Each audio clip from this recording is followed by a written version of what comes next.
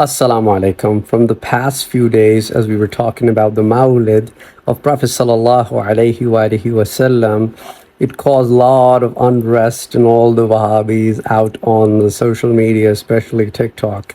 And they have been calling all sorts of names, and that truly clearly depicts their mindset. And it was no surprise for me. I was expecting they would do that because usually people don't come out and confront them, especially in English language.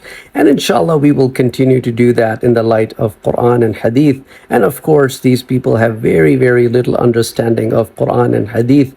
And when we present hadith to them, they basically completely reject the Sahih hadith and interpret it totally differently. As you can see, they have a very, very shallow and narrow understanding of the word bid'ah. So, I mean, I will share with you a picture that will share with you the mindset of a Wahhabi.